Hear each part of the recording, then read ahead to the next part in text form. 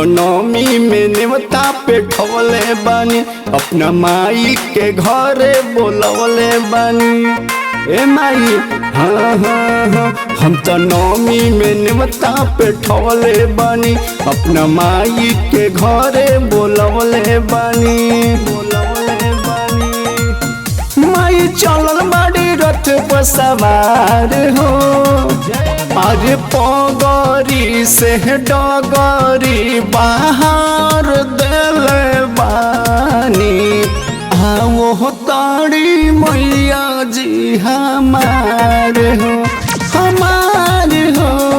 पगरी से डगरी बाहर दिले बानी। आवो ताड़ी मैया जी हमार हो।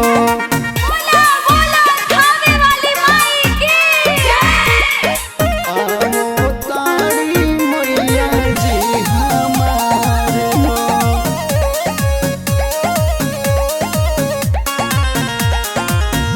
गैया के गोबरा से अंगनली पवा के रखल बानी दियरी कलसा चौका पुरा के, चौका पुरा के।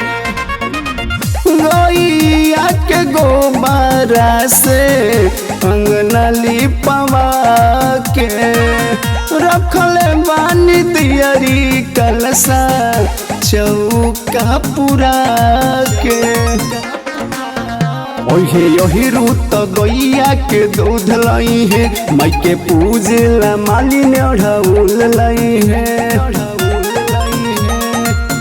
हाथ जोड़ी कर तानी इंतजार हो, अरे पगरी से डगरी बाहर दिले बानी।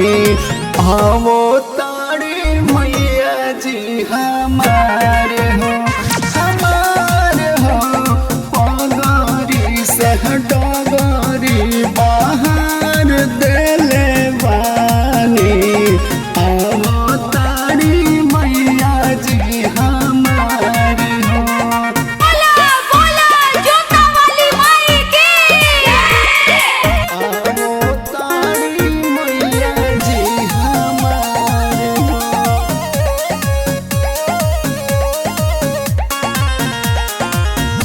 जगमग होला पूरा गौआ नगर हो, नया बरस हे माई सबका ऊपर हो, सबका ऊपर हो।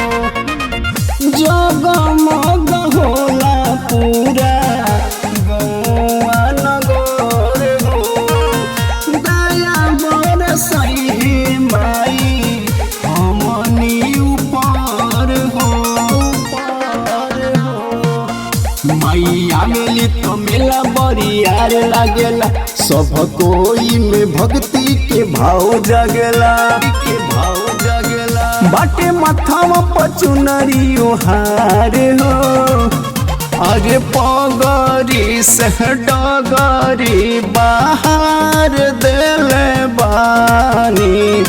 आवो ताड़ी मैया जी हमार हो, हमार हो।